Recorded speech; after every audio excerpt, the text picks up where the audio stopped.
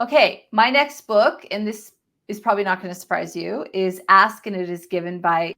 I knew this. That Absolutely. I've. You knew? Yeah, I knew this is why it's not on my list. Because I Yes. knew it would be on your list. I was safe. This is the book, Ask and It Is Given. Shout out to my sister Elsie Lake, who gave me this. So, on the forward by Dr. Wayne Dyer. There you go. I didn't even realize that. I will say I haven't read this whole thing because I've listened to the audio. So, but I have read enough of it that there are still markings all throughout it.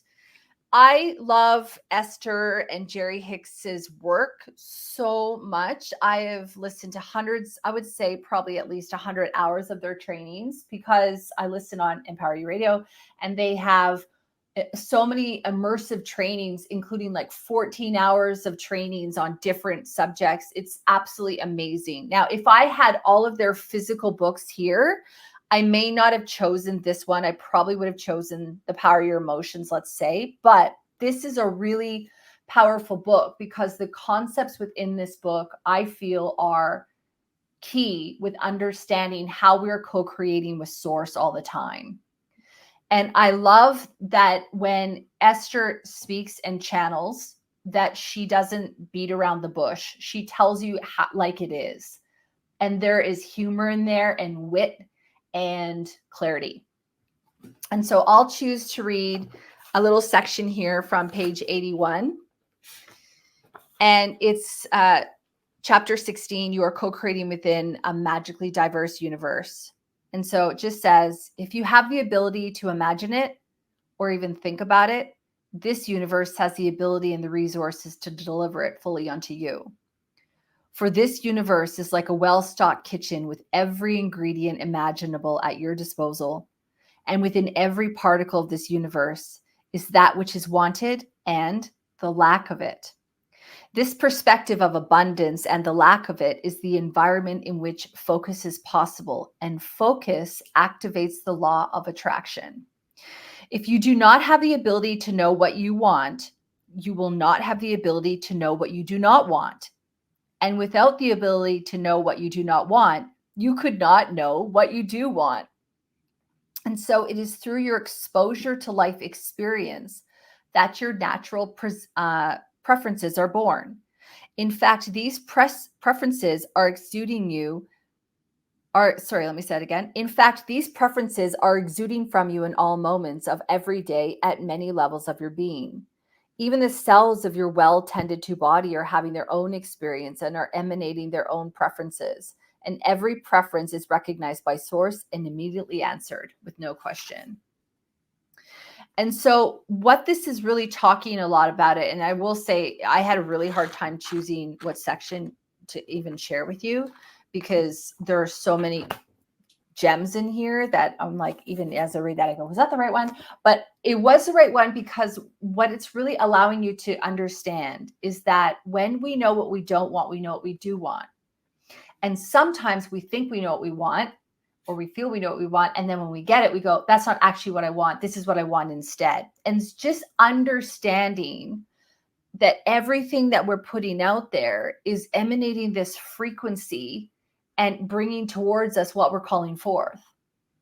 And so sometimes when we have difficult experiences, those are opportunities for us to go, oh, wait a minute, I don't like this at all. This is what I would prefer instead. And focusing on that idea of going, oh, wow, I'm so grateful that this has happened in this way because I know this is not at all what I want. And so shifting challenges into understanding a bit more about how you wouldn't know what you didn't want if you didn't experience it in a way, right? There's that whole idea of why do we come to Earth? Why are we light beings that come to Earth, And it's because if we were living in the light all the time, how would we know we were in the light unless we experienced something else? And so when we experience other things, it's to show us, okay, well, that's not what I want, but I didn't really know until I experienced that. So one of the things too I wanted to share earlier is this podcast episode, and I'll just put a link to it here, with this guy named Mark Anthony, and he's the theta healer. And in the conversation we had, we talked a lot about how the things that happen to us in our lives are showing us things that need to be healed. And so I feel that that sort of matches a little bit of this whole idea, which is that when things keep coming up, it's because there's something we're emanating out there that's saying, draw this towards me, this thing I do not want. And so when we are starting to become aware and conscientious of, our thoughts and our ability, to choose to trust the universe and things like that, that's when we can really start to get those momentous shifts.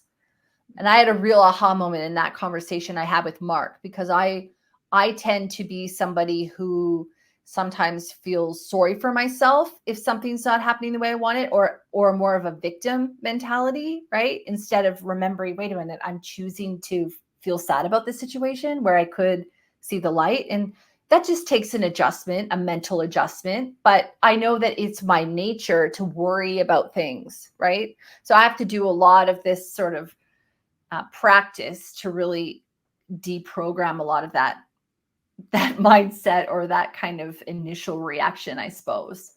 So this is an excellent book. There's so many tips and tricks as well in it on how to manifest things that you want in your life, different exercises that you can do. It's a really, really profound, really powerful book. And you've read it, I'm sure? I've read that one. I do have a physical copy of that one, although I couldn't find it when I was looking around my books, which was interesting.